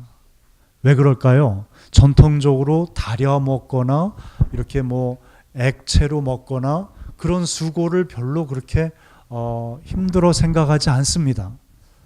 좀 느리기도 하고요. 그런 점도 있습니다만은 우리 전통적인 그런 한약의 문화하고도 관련이 있습니다. 그렇기 때문에 1위부터 6위 사이에 지금 중화권이 하나, 둘, 셋, 4개 나라가 있는 거고요. 아이러니하게도 미국이 뿌리 3위죠. 이상하죠. 그렇게 바쁜 나라, 신속한 나라, 뭐 밥도 뭐 먹을 틈도 없어가지고 패스트푸드 먹는 맥도날드 먹는 나라가 어떻게 돼서 3위일까? 왜 그럴까요? 제가 파악하고 있는 바로는요. 한숨부터 나오는데요. 이건 제가 현지에 가서 직접 다 파악한 것입니다. 그냥 미국 사람이 중국 쌈을 수입해서 공장을 미국에 두고 제품을 만들어서 미국과 전 세계 수출을 하기 때문입니다. 그래서 뿌리삼을 많이 수입해 가요. 참 어떻게 이 표현을 드려야 될지 모르겠는데 이게 현실입니다. 그래서 하여튼 그 우리나라에서 좀 수입해 가서 그렇게 하면이라도 좋겠습니다만 그렇지가 못합니다. 현실은요. 자, 네, 그 단가가 중요하죠. 뿌리삼의 수입 단가입니다. 이거 아주 중요해요. 이게 2009년 기준입니다만 지금의 큰 차이는 없습니다. 중국은 347달러 키로당 US 달러입니다. 예, 수입합니다. 뿌리삼의 경우요. 그 다음에 싱가포르의 경우는 조금 더 낮죠. 302달러에 키로당 수입하고요. 대만의 경우는 더 낮죠. 미국의 경우는 얼마일까요? 하나 더 질문 드릴게요. 왜 지금 자꾸 미국 얘기를 하는지. 예, 미국은요 20~30달러에 불과합니다. 하여튼 뭐든지 싸게 하여튼 수입해가지고 그 뭐 질이 어떻든지 간에 하여튼 뭐 원료로 이렇게 제품 만들어서 돈 많이 버는 게 뭐 그렇다고 제가 미국을 싫어하는 건 아니고요. 사실이 그렇다는 말씀이고요. 자, 그 다음에 네, 국가별 시장 잠재 수요입니다. 실제 지금 현재 그렇다는 게 아니라 앞으로 어떻게 될 건가? 올해하고 2년 후 2014 잘못 적었네요. 2014년이거든요. 죄송합니다. 2014년의 경우는 어떻게 될 것인가에 대한 전망입니다. 보셨죠? 이게 올해고요. 이게 2년 후입니다. 점점 늘어나죠. 미국도 늘어나고 중국도 늘어나고 다 늘어납니다만 왜 별표시를 해놨느냐면요. 중국과 인도와 영국은 조금 더 늘어난다고 보는 것입니다. 전망이 그렇습니다. 조금 더 늘어날 것이다 라고 보는 겁니다. 이것은 순위별로 지금 한 거예요. 또 이 잠재 수요 전망도 역시 순위별로. 인도가 아이러니하죠. 인도가 점점 깨어나고 있다는 거 아시죠? 중국은 벌써 깨어났고요. 네. 중국에 대해서는 설명 안 드려도 될 거고요. 그 다음에 잔류 농약 때문에 지금 선생님들께서 이렇게 모이시고 우리가 1%도 밖에 안 되는 인삼을 좀 수출하고 있는데요. 종주국임에도 불구하고 역사가 있습니다. 이미 독일에서 1980년대에 어느 정도 수출이 되다가 독일이 어떤 나라냐면 굉장히 거짓이 없어요. 정직해요. 그러나 반대로 뒤집으면 무식하기도 합니다. 그러니까 세계 1차, 2차 세계대전을 일으켰겠죠. 안 됩니다. 절대로 농약이 있으면. 그런데 우리나라께 걸렸어요. 그 이후부터는 독일은 수입 안 하는 것이 일반화되어 있는 중입니다. 계속이요. 그 다음에 미국의 경우는 2000년, 2004년, 2007년에 잔류 농약이 발견돼서 통관이 거부됐습니다. 실제로. 물론 작은 일들도 더 많았죠. 그러지 지금 큰 일만 말씀드린 거고요. 이런 일들 때문에 우리나라가 영향을 받는 것입니다. 1%밖에 안 되는. 그래서 존경드린다는 말씀을 드리고요. 저 역시도 예전에는 인삼을 수출했었는데 유기농이 없고 잔류 농약이 많기 때문에 중도에서 할 수가 없었습니다. 네. 자, 그리고 유럽 국가들은 유기농 인삼을 재배하지 않느냐? 그렇지 않습니다. 재배합니다. 독일의 경우는 30년 전에 고려 인삼에서 씨를 가져다가 거기에서 이미 재배하고 있어요. 그리고 캐나다에서 씨를 갖다가 프랑스에서 하는 경우도 있습니다. 스페인 쪽에서 하기도 하고요. 그래서 유기농이 이미 시작이 되었습니다. 안 된 건 아닙니다. 유럽 국가들 사이에 더욱 그렇습니다.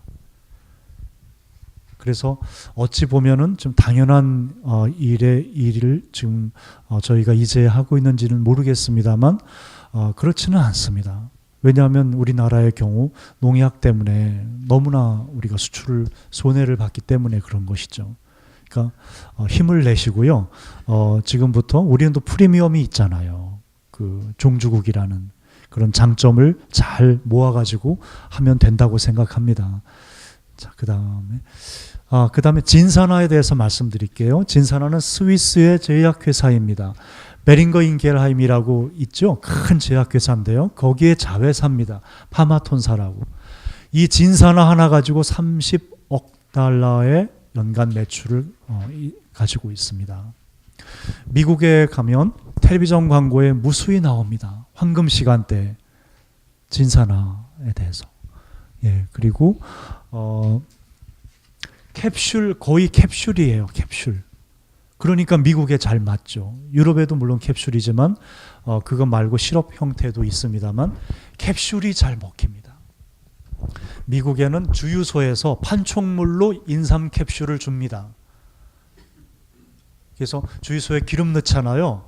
사은품으로 우리는 휴지도 주고 그렇지 않습니까? 거기는 캡슐을 줘요. 물 다 그렇지는 않습니다만 그런 경우를 많이 봤어요. 그만큼 캡슐이 인삼 캡슐이 일반화되어 있습니다. 이걸 이렇게 소홀히 여기지 마시고요. 캡슐 물론 순수한 유기농이 친환경이 아닐 수도 있어요. 그 껍질 때문에. 그렇습니다만 그것 때문에 큰 걸 놓쳐서는 안 됩니다. 세계는 자꾸 이렇게 바빠지기 때문에 잘 사는 나라는 더 바쁘지 않습니까? 이탈리아 이런 데는 좀 좀 늦게 하자는 운동도 하고 프랑스도 그런 운동이 있고 그렇습니다만 실제로 프랑스에 가서 아침 출근하는 광경을 보면 거의 살인적입니다. 막 전철 타려고 뛰어다니는 모습을 보면은요. 그래서 캡슐에 좀 주안점을 두세요. 서양의 그 수입 가능성이 많은 나라에 수출하기 위해서는 그 나라의 잠재 수요에 그 시장 수요에 맞춰야 됩니다. 수요층에. 어쩔 수가 없어요.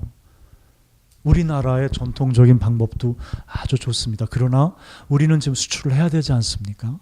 그러니까 좀 변화가 있어야 됩니다. 그래서 캡슐을 좀 유념해 주셨으면 좋겠고요. 진산화는 표준화 연구가 잘 돼 있습니다. 과학적이에요. 그래서 많이 팔고 있어요. 미국뿐만 아니라 전 세계에. 우리나라는 없습니다만. 네. 그다음에 코덱스에서 그 재작년에 국제식품규격위원회에서 약품에서 식품으로 바뀌었죠. 그래서 앞으로는 좀 숨통이 튀었어요. 약이 아니라 약이면은 규제가 아주 많습니다. 미국은 약이에요. 중국도 약으로 받아들이지만 식품으로도 이렇게 각 나라가 약으로 받아들이는 나라가 많이 있었어요. 그러나 이제 식품으로 인정이 됐기 때문에 당장 바뀌지는 않습니다만 점차로 바뀌어갈 것입니다. 왜냐하면 이 국제기구이기 때문에 여기에 의견이 반영이 돼 갈 것으로 생각이 되고요. 그 다음에 이건 넘어가도 될 것 같습니다. 미국에도 자체 기준이 있는데요. 코덱스가 이미 식품으로 바뀌었기 때문에 미국도 서서히 따라갈 것으로 생각하기 때문에 앞으로는 미국에 좀 생각을 가지시라는 말씀을 제가 드릴게요. 그리고 이제 미국이 잘 안 들어갔던 것은 잔류농약의 영향이 크고 홍보 부족의 영향이 컸다는 거. 그 다음에 유럽 국가들의 대부분이 지금도 인삼이 일본에서 왔나? 중국에서 왔나? 이렇게 하고 있어요. 실제로 그렇습니다. 제가 만나본 많은 사람들이요. 지한파들, 한국을 좀 아는 사람들은 안 그렇죠. 그러나 지한파가 몇 명이나 있겠어요. 이건 큰일입니다. 그러니까 왜 이런 일이 있을까요? 거기에 대해서 한 가지 제가 말씀을 드릴게요. 그러니까 이 판매자와 구매자는 항상 입장을 바꿔서 해야 성공할 수 있다고 말씀을 드렸는데요. 사는 사람의 입장은 좀 더 분명한 판매자를 잡을 수 없을까? 제조업체를 이렇게 한다고 말씀드렸죠. 우리도 그쪽에서 아주 빅바이어, 신용 있는 바이어를 잡아야 되는데 그 바이어에게만 맡겨놓으면 과연 무엇이 될까 했을 경우에는 직영을 할 필요도 있습니다. 그러니까 이런 생산자 조합이나 단체에서 파리의 하나의 그 법인을 공동으로 설립을 해서 그곳에서 마케팅에 같이 공동으로 힘을 모아서 하는 방법입니다. 그랬을 때 좋은 점은 뭐냐면 안 좋은 점도 있고 좋은 점도 있어요. 안 좋은 점은 그렇게 했을 때 내가 충분히 할 수 있는데 또 내 돈 들어가고 실효가 없으면 어떡해? 그런 생각이 드실 수도 있고요.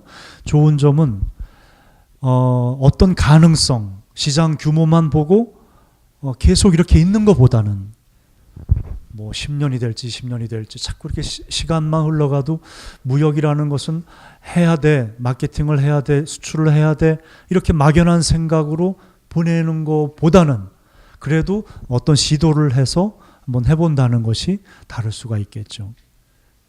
그리고 광고를 했을 때, 광고를 해야 됩니다. 광고를 했을 때 어떤 그 코리안 진생의 아주 우수한 유기농 인삼의 좋은 점을 이렇게 홍보했을 때 단체 명의로만 그렇게 되면 내가 무슨 실효가 있어? 이런 생각도 하실 수가 있으시겠죠. 여러 가지 장단점이 있을 수 있어요. 그러나 단체 명의로 했을 때 좋은 점이 하나 있는데요. 그곳에 현지 법인을 설립하셔도 되고 안 하셔도 되지만 어쨌든 간에 단체로 마케팅을 하셨을 때 좋은 점은 하나가 있습니다. 아까 대사관 말씀드렸죠. 대사관하고 별도로 문화원이 있습니다. 파리에도 있어요. 독일에도 있고. 그런 문화원들은 뭘 하고 있느냐? 지금 프랑스에 한류바람 있는 거 아시죠? 유럽 전체에 있는데요. 거기서 문화원에서 한글도 가르쳐요. 뿐만 아니라 한식 그런 페스티벌도 해요. 그럴 때 그곳에 협력을 요구해가지고 유기농 인삼 페스티벌을 하실 수 있다는 것입니다. 각국의 문화원들하고요. 파리에 한류가 지금 있으니까 파리부터 시작하셔도 되죠. 그랬을 때 어떤 업체가 가서 하자고 하면 안 하실 수 있습니다. 안 해요. 제 추측으로는 안 합니다.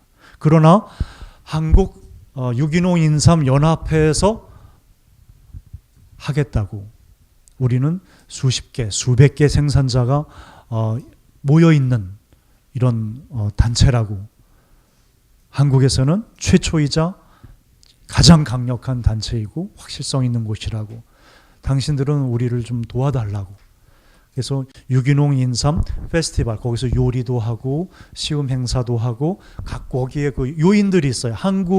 한국을 좋아하는 프랑스인들이 있습니다. 한국 학과 학생들 또 교수들 또 그네들의 가족들 외교관들 지금 외교장관 의궤를 반환했죠.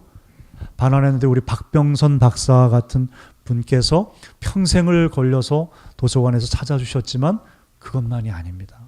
실제로 한국에 그것을 두려운 분은 마틴 프로스트 교수라는 그 파리칠 대학의 한국학과장을 지내신 분이 피 한 방울 안 섞인 프랑스인이지만 그걸 위해서 애써주셨어요. 마찬가지로 자크랑이라는 하원 의원이 또 애써주셨고 파리 13대학 총장도 애써주셨고 그렇습니다. 그러니까 한국에 대해서 알고 있는 분들이 적지 않아요.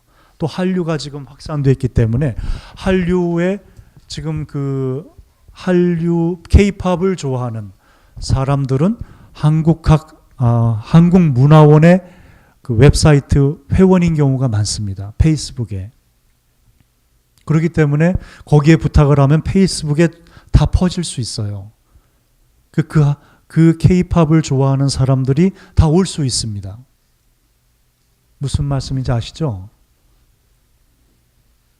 그러면 돈 들지 않고 홍보할 수 있어요. 그럼 왜 그렇게 해야 되느냐 이유를 말씀드릴게요. 지금 그 뉴스라든지 지난 2월 8일 9일 베르시라고 하는 파리의 베르시라고 하는 곳에서 K-팝 8개 그룹이 가서 공연을 했죠. 그럴 때 그 뭐 우는 프랑스 사람 보셨어요 혹시? 텔레비전에서 기절해하는 사람 우는 보셨죠? 기절하는 사람 우는 사람 별별 사람 다 있었어요. 한국 태극기를 두르고 공연을 보는 사람도 있었고요. 한국말로 전부 팻말을 써가지고 샤이니 사랑해요 뭐 그런 사람 많이 있었어요. 소녀시대 사랑해요. 저희가 뭐 그런 춤을 안 좋아하더라도 저희는 그것을 활용할 수 있어야 됩니다. 그 애들이 바로 한국문화원의 전부 페이스북 회원이고요. 또 한 가지는 막심 파케라는 프랑스인이 있는데요. 이 막심 파케는 프랑스인이 아니고 프랑스인이죠. 국적은 2살 때 입양돼 간 사람이에요. 남자인데 이 사람이 바로 코리아 커넥션이라는 K-팝 한류 단체 회장입니다. 그렇기 때문에 이 사람의 한마디는 아주 막강해요.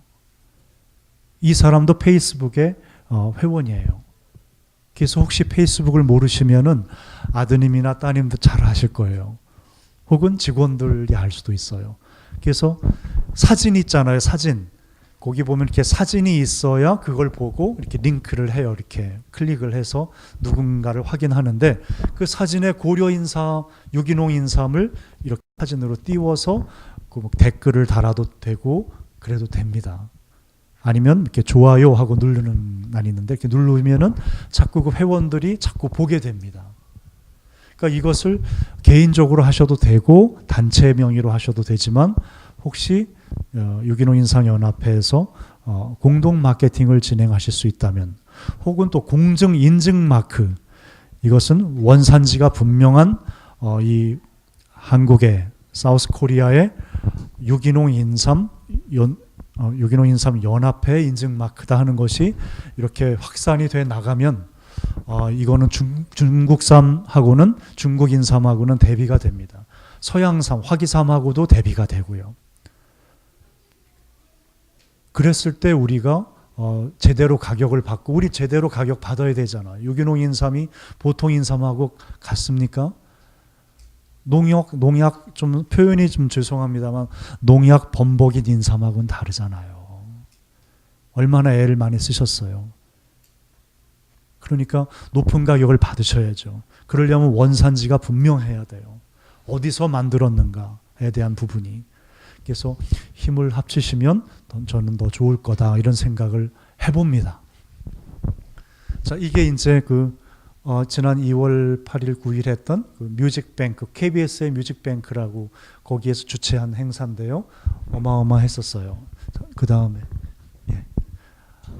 지금 동영상이 안 뜰 거예요. 제가 동영상을 만들어 왔는데요. 그 뉴스인데요.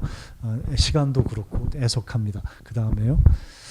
그렇게 했을 때 파리에 얼마 전에 60여 명이 한국의 샤이니를 보러 왔어요. 여기가 어디냐면 비원이에요. 왔어요. 비원 앞에 그 숙소를 정하고서요. 비원도 보고 다 돌아다녔어요. 우리나라. 제 말씀은 이게 다 프랑스인들이에요. 전부 다요.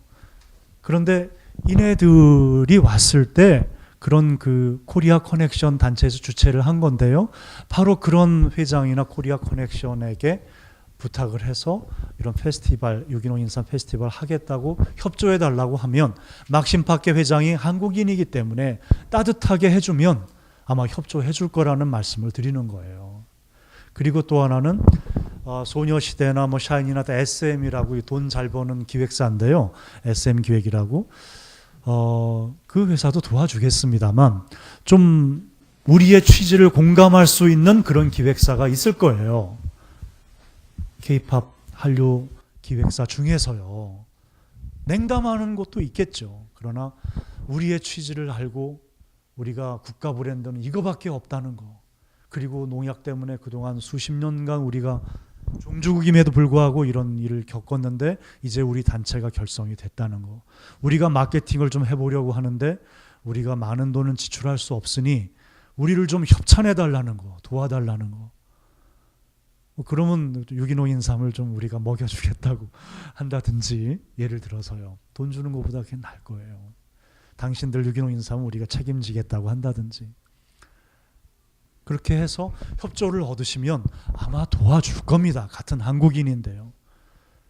이렇게 왔을 때 또 그런 그룹들이 프랑스나 유럽 현지에서 샤이니가 유기농 인삼을, 고려 인삼을 먹는다고 하면 달라질 거예요. 프랑스 여성들이 많이 사 먹을 겁니다. 아니 정말이에요. 그 다음에 소녀시대가 먹는다고 그러면 프랑스 남성들이 많이 사 먹을 거예요. 이게 현실입니다. 분명히 그럴 겁니다. 그렇기 때문에 좀 협조를 얻을 수 있으려면 그런 단체에서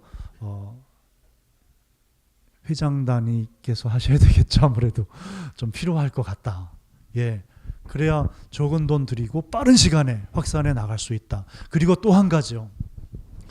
한류와 우리 유기농 인삼은 동전의 앞뒷면이다. 한류는 당신들의 마음을 움직이지만, 정신을 움직이지만 우리는 건강을 책임진다 하는 거. 당신들의 건강, 우리 한국의 건강, 한류는 한국의 정신이라면 이것은 두 가지가 아니다. 그래 함께 가야 된다는 이미지를 심어줄 필요가 있다는 거. 그러니까 바로 한류라면, 샤인이라면 유기농 인삼이, 고려 인삼이 떠오르도록 그런 노력을 해야 되지만 한 각계 회사씩은 어렵다는 말씀이에요. 그래서 힘을 모아주시면 좋겠다는 말씀을 제가 드리는 겁니다. 자, 충분히 말씀을 드렸으리라고 생각하고요. 자, 랄프스를 말씀드릴게요. 랄프스는 미국의 캘리포니아의 한 200여 개의 우리나라의 홈플러스 같은 규모의 슈퍼마켓입니다. 그런데 캘리포니아 지역만 한 200여 개 있어요. 거기를 예전에 오래전입니다. 한 10여 년 전에 제가 방문을 했을 때 고려 인삼차는 없었어요. 무슨 뭐 각국의 차들이 있었는데 그래서 제가 그 랄프스의 한 지점에 마켓 구매 담당자를 나오라고 그랬습니다. 나오라고 그래서 제가 항의를 했어요.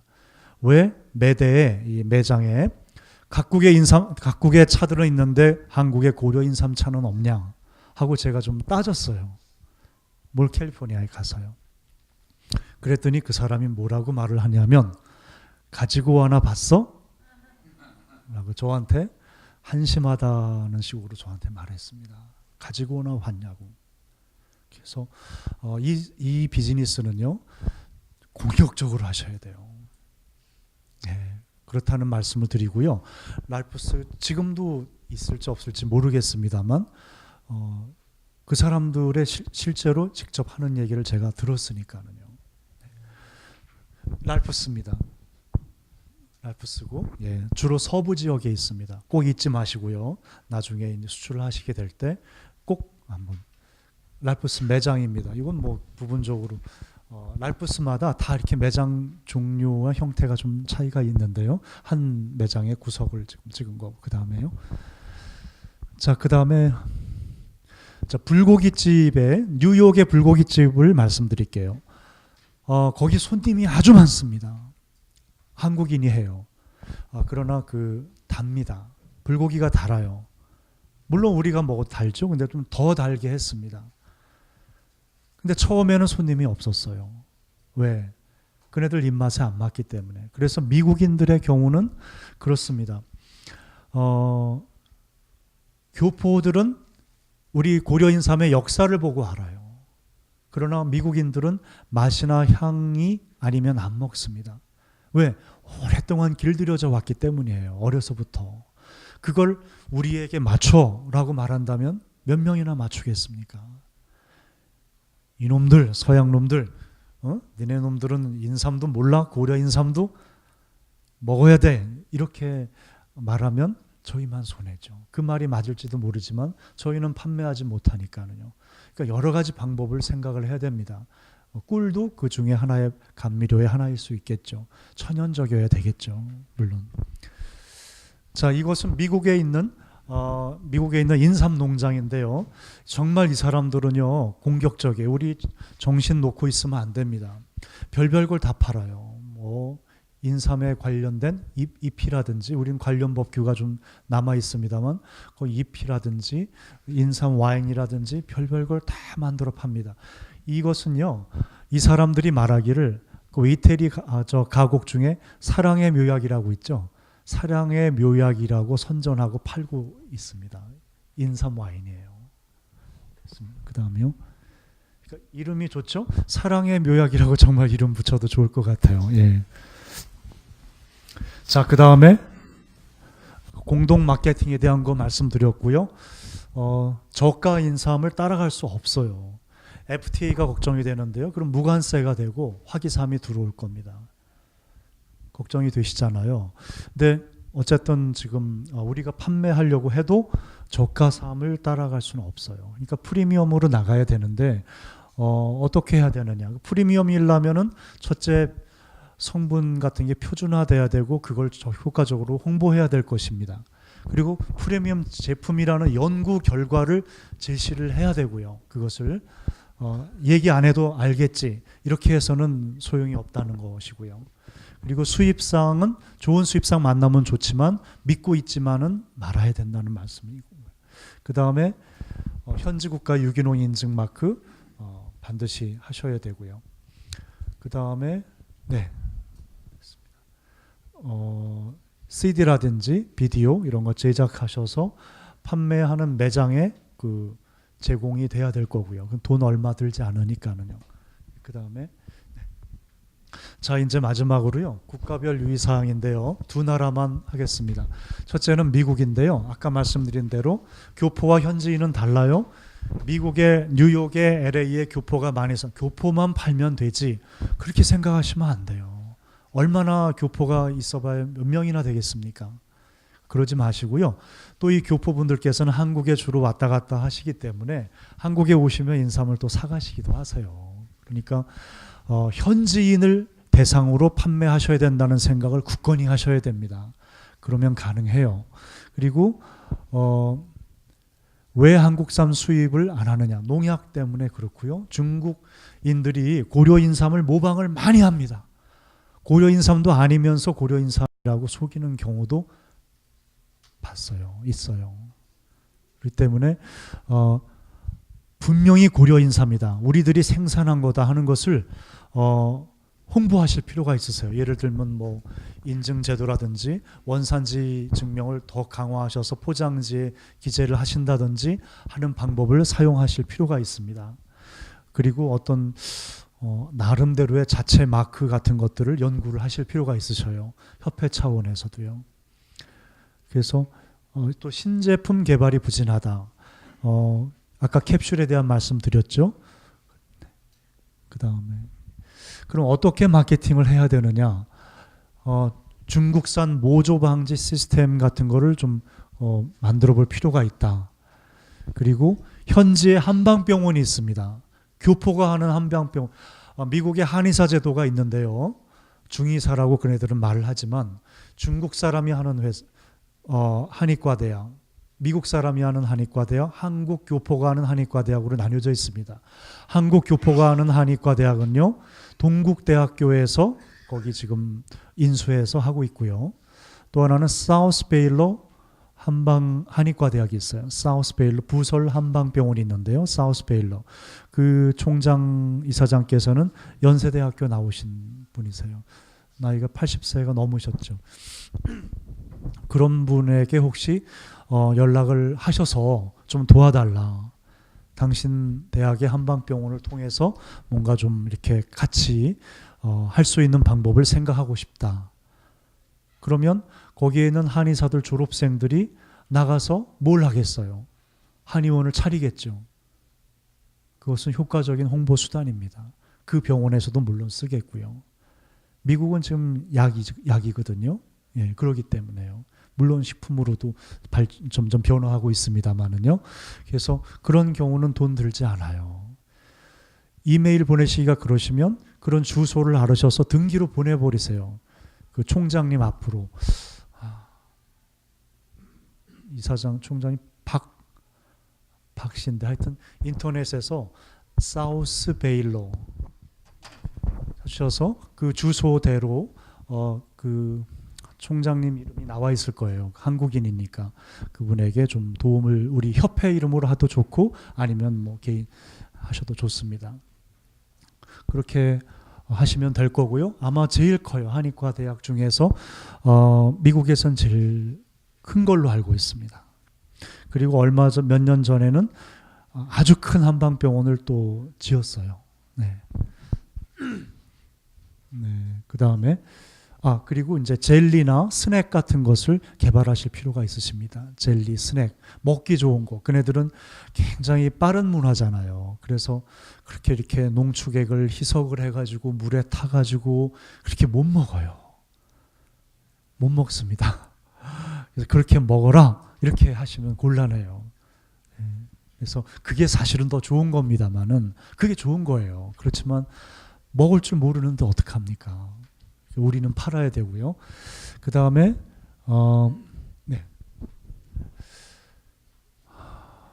네, 중국인데요. 네, 죄송합니다. 네, 이거 다 끝났습니다. 이게 마지막인데요. 중국에서 까르푸 월마트에서 팔고 있어요. 거기도 있는데요. 타블렛 차, 캡슐, 절편 4가지의 종류로 팔고 있는데 우리나라 돈으로 2만 원대입니다. 예, 그렇게 팔고 있어요. 그리고 식용이 점점 약용을 초과한 상태고요. 네, 그 선물로 팔다가 이제는 식품으로 점점 변화되고 있고요. 네, 그 다음에 왜 수입을 안 하느냐? 6년근이라는 생각이 박혀 있어요. 중국 사람들이. 그래서 그 시스템이 그것을 이렇게 처음에 들어갈 때 통관하고 그래야 되잖아요. 그러기 위해서 검사해야 되잖아요. 그 6년근 위주로 좀 형성이 돼 있어요. 그래서 4년근은 좀 어려운 점이 있어요.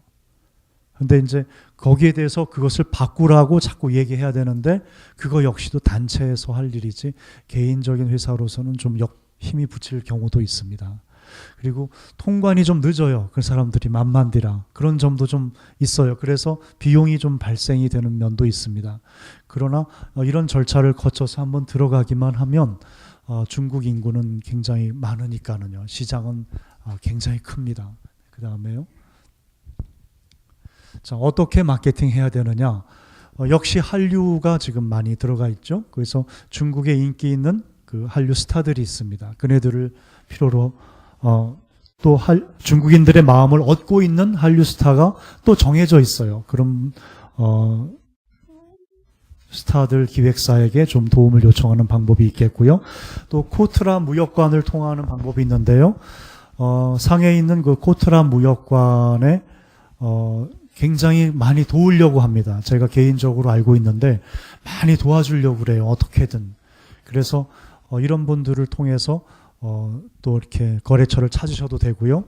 코트람 무역관에 혹시 도움을 요청하실 일 있으시면은 총무이사님을 통해서 저에게 연락을 주시면은 제가 코트람 무역관에 아는 분이 계셔요. 근데 지금도 근무하신다면은 그 분을 통해서 어떻게든 좀 거래처를 찾으실 수 있도록 도움을 드릴 수 있습니다. 네, 그 다음에 유기농 인삼 페스티벌 해야 된다는 것인데요. 그 다음에요. 자, 이 사진이 마지막입니다. 죄송합니다. 이렇게 시간 많이 지체해서요. 이것은 1972년도에 홍콩의 한 호텔에서 국내의 한 회사가 40년 전이죠. 정확히 40년 전에 고려인삼 고려인삼 제품 페스티벌을 연 사진입니다. 이건 그때 당시 영국의 땅이었죠. 한국과. 이건 희귀한 사진인데요. 제가 어떻게 여기에 참석하신 분 중에서 저와 그 혈연 관계인 분이 계셔서요. 그분으로 인해서 제가 고려인삼을 수출하게 됐습니다마는 이렇게 40년 전에 노력을 했어요. 그렇기 때문에 그나마라도 중화권에 우리께 알려져 있는 거고요. 단지 아쉬운 게 있다면 농약 때문인데요. 그걸 여러분들께서 지금 타계에 나가시는 중이시기 때문에 앞으로는 정말 잘 되시리라고 생각합니다. 승승장구하시기를 기원드리겠습니다. 예, 고맙습니다. 저는 이제 조언을 많이 해드릴게요. 그러니까 예전에는 바잉 오피스로 출발해서 실제적으로 중소기업 제품을 수출하다가 지금은 이제 마케팅이나 그 컨설팅 위주로만 이렇게 그냥 도와드리고만 있습니다. 그러나 이제 제가 많이 조언을 해드릴 수 있어요. 이렇게 어떤 곳을 찾아가십시오. 또 어떻게 하십시오. 어떻게 하면 좋습니다. 또 이런 식으로 사람을 소개시켜 드리든지 재외 공간을 소개시켜 주든지 그런 방식으로 제가 도와드릴 수 있겠습니다. 총무이사님께서 제 연락처를 아시니까는요. 이메일을 통해서도 제가 아는 만큼 알려드리도록 하겠습니다. 예, 그 다음 없으시죠? 네, 그럼 시간 오버해서 좀 죄송합니다. 예, 감사합니다.